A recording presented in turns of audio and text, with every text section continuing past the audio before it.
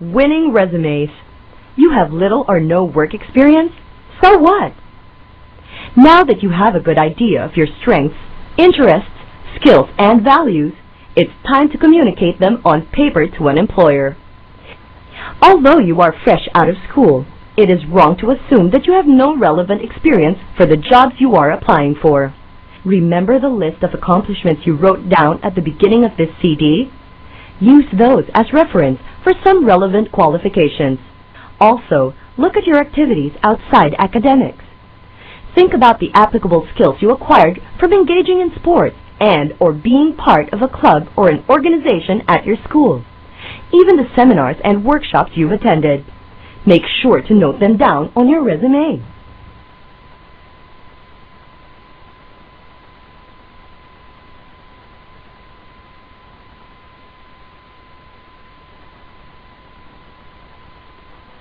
What's a resume for? Before we get down to creating your winning resume, it's important that you understand its functions.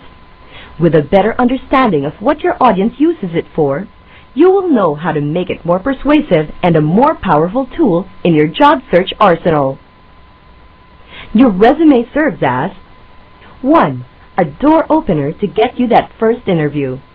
2. An agenda for the interviewer to ask questions about the depth and breadth of your experience. 3. A tool for negotiation. Remember that on average, it takes the screener 10 to 20 seconds to scan each resume. They're normally sorted in 3 piles. Yes, they're interested in you. No, you don't have what they're looking for. And maybe will be reconsidered when the yeses don't work out. The objective is to get your resume in the yes pile.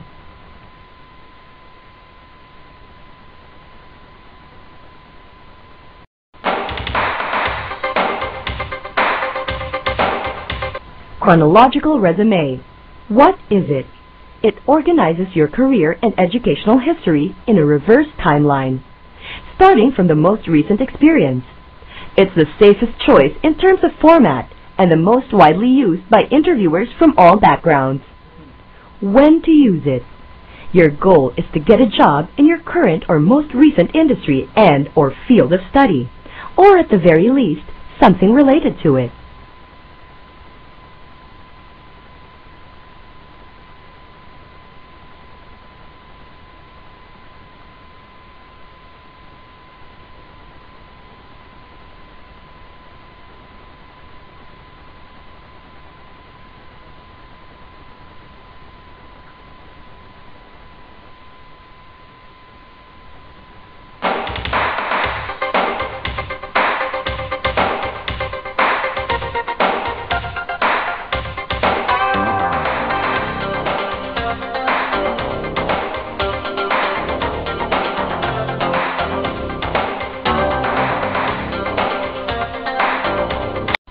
Functional resume. What is it? It organizes your career and educational history by functional areas and highlights skills and competencies that can apply across industries and companies. When to use it? Your goal is to pursue a career that may not be closely related to your course or to make a career change.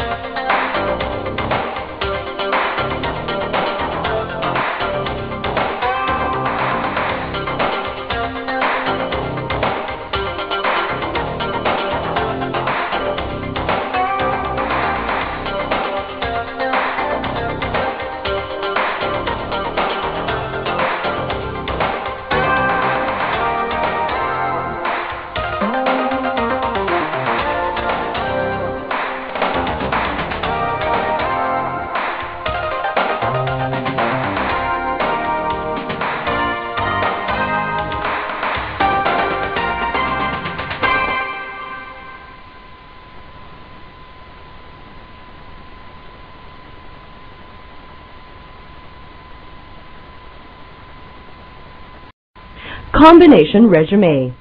Your goal is to get a new job after you've had a long tenure with one employer, or your goal is to move industries or to make a career change.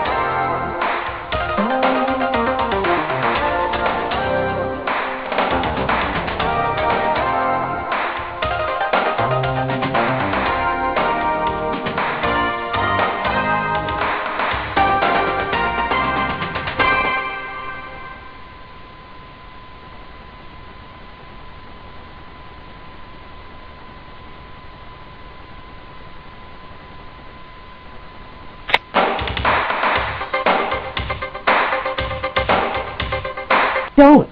1. Don't leave out critical information in order to get it to fit into one page. 2.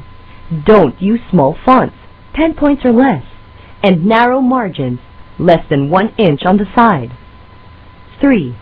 Don't forget to include your name on page 2 if resume is 2 pages. 4. Don't use a narrative style resume because they're very hard to read. 5. Don't use obscure abbreviations or jargon. 6. Don't put any information on page 1 unless it says something important about you that might get you an interview. 7. Don't include non-essential personal information. Example, height, weight, your children's names, or your religious or political beliefs. 8. Don't include reasons for leaving jobs, but be prepared to discuss this at the interview.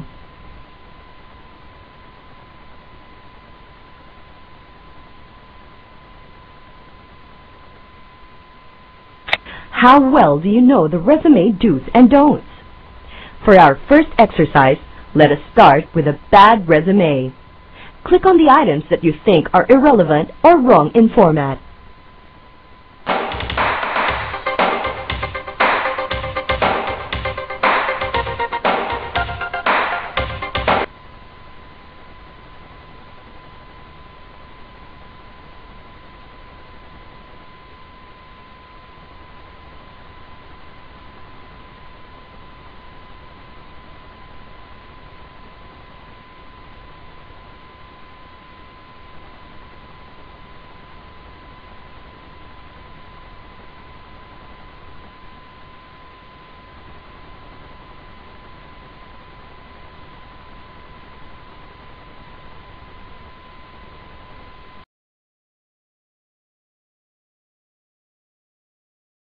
Do's.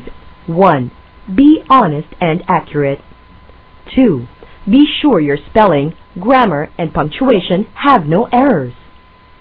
3. Use a one-page resume if you have less than 5 years of work experience. 4. Use familiar readable fonts like Arial and Times New Roman. 5. Use plain, neutral color